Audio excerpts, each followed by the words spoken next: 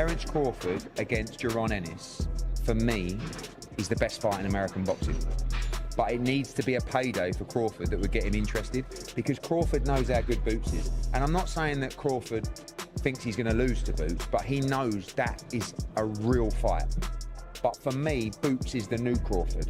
We've just got to go out and get the fights to show how great he is. Jaron Ennis shocked the boxing world when he shared his true feelings about where Terence Crawford stands in the sport's history. That's the fight that everybody want to see. Yeah. I want to do it.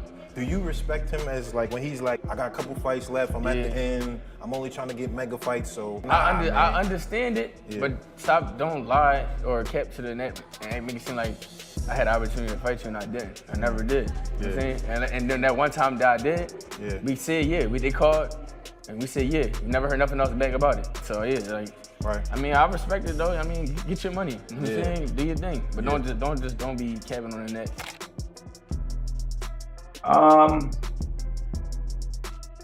That's a good fight. That's definitely up there. It's definitely up there. Probably at middleweight or something. That's like a vacant belt. That's definitely up there. That's definitely a big fight. Probably Shakur and Tank too, maybe. That's like right on the scene. But yeah, that's that. You might not be lying.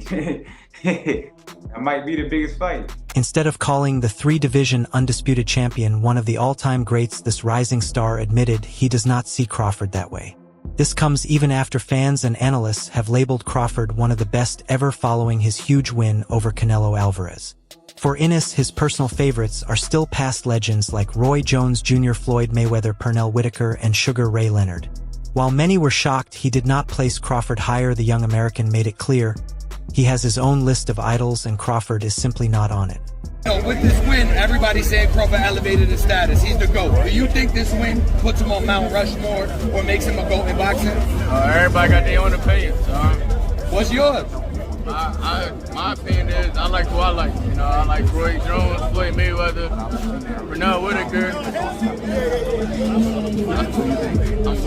I'm liking Sugar Ray Leonard. I've been watching a little bit of Sugar Ray Leonard. James Tony. So they my top guys that I've been watching. The timing of Ennis's comments only made the debates grow louder because Crawford had just pulled off one of the most historic wins in boxing. Earlier this month, he moved up in weight and beat Mexican superstar Canelo Alvarez by unanimous decision to win the undisputed super middleweight title. That put him in a class by himself as the first male fighter ever to hold undisputed championships in 3 different weight classes. The fight was one of the most anticipated in years, with many arguing beforehand whether Crawford, being the smaller man, would hurt him against Canelo. But when fight night came, the fighter from Omaha showed once again that skill and ring intelligence can beat size as he outclassed Canelo and added another unforgettable chapter to his legacy. And we landed at the same time. I looked at him and I told him, like, yeah, you felt that. I was just letting him know that it's going to be a long night. Last 30 seconds of the fight, what was going through your mind then? Close it out. Just close it out. If I didn't have that mindset of finishing the fight and making sure that I closed it out, then it would have been a draw. Being that I wasn't the champion, I was the challenger, I wanted to make sure that the judges see that I was in control from the beginning to the end. And I just knew it was going to be my day. I came out smiling. I don't never come out smiling. I'm always focused. I was ready for whatever he brought. I was just... But for Ennis, respect does not automatically mean ranking someone as an all-time great. The Philadelphia native, who has already unified titles at welterweight, is focused on building his own career. Next month, he will move up to super welterweight for the first time to face Portugal's Wes Lima at the Wells Fargo Center in Philadelphia. Interestingly, one fighter who did not hesitate to praise Crawford was Roy Jones Jr., another name Ennis mentioned as one of his favorites. Jones, himself a Hall of Famer and one of the best of his era, was asked who he currently considers the top fighter in the world. Despite recent wins by Oleksandr Usyk and Naoya Inoue, both pound-for-pound staples, Jones said Crawford sits at number 1. He said, "Right now, I have to go with Crawford because of how much he moved up. He climbed a little more than Usyk did. Usually guys at lower weights are more skillful than higher weight classes. Usyk is very skilled for his division, but Crawford had to be even more skilled. He came from 135 to 168 pounds. That is a bigger range of dominance, so you see more skill in that range. I give it to Crawford, but Usyk is a close second. They could be 1A and 1B. Both are very technical fighters. But the comparisons did not stop with Usyk and Inoue. After Crawford beat Canelo, fans started asking if he had passed Floyd Mayweather, who retired with a perfect 50-0 record and is seen as one of the best ever. It was the kind of debate that often splits boxing fans, and Crawford himself was asked if he now ranks above Mayweather. His answer showed both humility and respect. Instead of claiming the top spot, he made it clear he did not want to compare himself to Mayweather. In his eyes, Mayweather is one of the greatest ever, the best fighter of his own time, while Crawford sees himself as the best of today's time. Crawford also gave Mayweather credit for setting the blueprint that fighters like him could follow.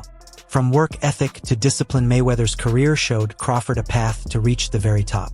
Making comparisons with your legacy to Floyd Mayweather, how do you feel you compare with Floyd with the resume you have now? Listen, Floyd was the greatest in his era. I'm the greatest in my era. It ain't no need to compare me to Floyd or... While Crawford keeps grabbing headlines, his longtime trainer Brian "Bo" McIntyre has given fans an idea of how much longer they will see him in the ring. McIntyre, who has worked with Crawford since his first pro fight in 2008, said the 38-year-old likely has 2 or 3 fights left before retiring. The trainer admitted Crawford made his win over Canelo look almost easy and hinted that the team is already planning ahead. One option is moving down to middleweight, where Crawford could face Zanabek Alimkanieli, the unified WBO and IBF champion. The hard-hitting fighter from Kazakhstan has already said he would welcome that fight and sees it as a chance for Crawford to try for a title in a 6th weight class. Trainer, do you feel like he should just sail off into the sunset after this monumental Well, win? you know what? He made it look so easy. Shit. You know what I'm saying? Shit, give him 2-3 more in him and shit. You know what I'm saying? Training camp will try harder. You know what I'm saying? Do you think a move to 160 would make sense? I mean, if you want to do it, you know, it'd be a challenge. If you want to challenge yourself, yeah, I don't mind. They make them 5 weight divisions. There's not many people there. That'd be great. Oscar and Manny. That'd be great. If not, do you think he stays at 160? Would you want to see him stay at 160? I don't know. We'll see. In terms of just overall, I know a lot has been said about Terence now being amongst the greatest fighters in history. Where do you rank him? Should we rank him like that? Is it difficult because of eras? I would say when you say all the best, name the best fighters ever in the history of boxing, you're gonna have to say Ray Robinson. You're gonna have to say Jack Dempsey. Then you gotta say Terence Crawford. He's up there. He's definitely up. Speculation about Crawford's next move does not stop there, though. One of the most interesting names to call him out recently is Sebastian Fundora, the reigning WBC light middleweight champion who stands 6'5.5". Fundora admitted he was rooting for Canelo in their fight just because of the size difference, but he also said Crawford's ring intelligence was what carried him to the win. Despite having a big height and reach advantage over most opponents, Fundora made it clear he would welcome Crawford back down to 154 pounds if that is where the fighter from Omaha decides to go. At the same time, he also admitted Crawford might be looking more toward 160. From what I saw, I think he's going back to 160, but yeah, we're welcome. Why not? Gabby, for you on the weekend, I know you're a big supporter of boxing and whatnot, and I think I've actually seen Crawford speak about you sometimes in interviews. What did you think of the fight, and were you rooting for Canelo, or did you think that Crawford could do it? I was also rooting for Canelo, but again, we're going off Sebastian, that it was Crawford fought smart. Crawford fought smart. He knew his range and his shots, and he felt comfortable that there was times where he was fighting in the inside with Canelo and he was getting the better shots. So I think he felt comfortable in that division, and he'll probably stay there. Maybe go down one weight class down, but who knows? Props to him. They're 2 icons in the legend in the sport of boxing. Well said. Do you think the rematch needs to happen? What's the next fight for Crawford for both of you? What do you think that is it a rematch or? It probably won't be a rematch. I don't think so. There's no need. There's no reason to. It didn't look like he Canelo wanted that rematch, honestly. But Crawford could do whatever he wants right now. He can go up if he wants to. He can go down. I hear there's talks of him and Benavidez. So there's all kinds of names that are coming. Yeah, are coming out for Crawford. Crawford is the #1 in the sport right now. So everything. He has everything right now. All the best. While the spotlight stays on Crawford, the fallout from his fight has been just as intense for Canelo Alvarez. From For the first time in 7 years, the Mexican superstar finds himself without a world title. His loss to Crawford was only the third defeat of his career, joining Floyd Mayweather and Dimitri Bivol as the only men to beat him. With 68 fights already behind him, people immediately started wondering if the 35-year-old might think about retiring, especially since his recent performances have shown signs he may no longer be at his best. However, reports have confirmed Canelo is not done yet, but his return will be delayed. He is set to have elbow surgery that will keep him out until at least April of next year. That means his planned February comeback in Riyadh will now be pushed to the second or third quarter of 2026. Who he faces when he returns is unclear, but possibilities include a rematch with Crawford moving up to face David Benavidez or another big-name opponent. Let's start out with Canelo Alvarez. I understand you have an update. Yes, Max. Canelo Alvarez obviously coming off of that tough loss to Terence Crawford earlier this month. I'm told that he's going to have elbow surgery. He was set to return in February in Riyadh for the third fight of that deal. That fight is now going to be delayed until Q2 or Q3 of 2026. So Canelo's going to have the surgery and then he'll come back. For people who don't know, what is Q2 and Q3 mean? The second quarter of the third quarter of the year. Third quarter. April, May, June. So anywhere between April so January, February, March Q1 is off. That's Q1. So anywhere from April to September. Through September in Correct. that area. In that area, Canelo Alvarez still the face of boxing. Even after the loss, he's going to come back, and the expectation will be it would be in Riyadh. He has 2 more fights remaining on that deal with the Riyadh. Legendary fighter and promoter Oscar de la Hoya also shared his thoughts on Canelo's future after the loss. When asked if he believes the Mexican champion is finished, de la Hoya rejected the idea that Canelo is done. He pointed out that Canelo still has the power to knock out opponents who move forward and fight the kind of battle that suits him best. But he also suggested that Canelo's career at this point may come down to who he faces. In other words, it depends on which opponents are put in front of him and whether those fights can still attract big money from fans. It is less about whether Canelo has anything left and more about how promoters and managers plan his next moves. Frustrating. Don't get me wrong. Canelo facing the right opponent that's going to stay in front of him, that's going to fight, that's going to make it a brawl, Canelo knocks him out. So I'm not saying Canelo's shot or done. No, it's far from it. It's all on the matchmaking. It's all who you put in front of him. It's all about squeezing those last dollars from the fans, Canelo. Oscar. You want to squeeze the fans. What about the Mexican? Take it easy on the fans. Oscar, what about the Mexican? What about the Mexican monster? Adding more fuel to the discussion, former world champion James Toney gave his take on what could happen if Canelo steps into the ring with David Benavidez.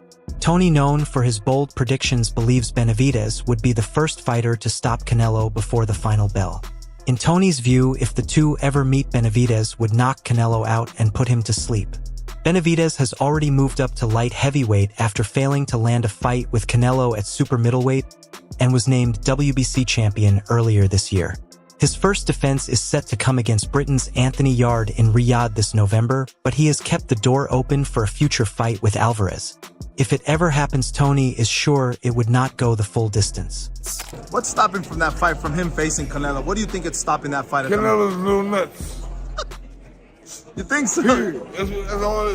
He's scared to death. Canelo is scared. Scared. You know, he fought Benavidez. He get knocked out. He get like James Toney. A lot of people have said that if Canelo keeps on waiting and waiting for Benavidez, it's actually going to become harder to beat him. Do you agree with that? It's good to Canelo should get him right now because I guess quote unquote he's not fully seasoned. But if he gets him later, Benavidez is going to roll right through him. Do you agree with that? It don't matter. He gonna roll him right now. That's what I'm trying to tell you. If he fights Canelo right now, he's gonna steamroll him. How Tommy Hearns did Rafael Cuevas. How Tommy Hearns did Roberto Duran. Same result. I promise you. So that's why that boy Canelo's scared. Him and all his people can do their mariachi band and stay over in Mexico. All right, everyone. Stay tuned for the latest in boxing news, highlights, events, and stories. Subscribe to and turn on notifications so you never miss an update. Be sure to watch our other videos too. Until next time, take care and stay safe.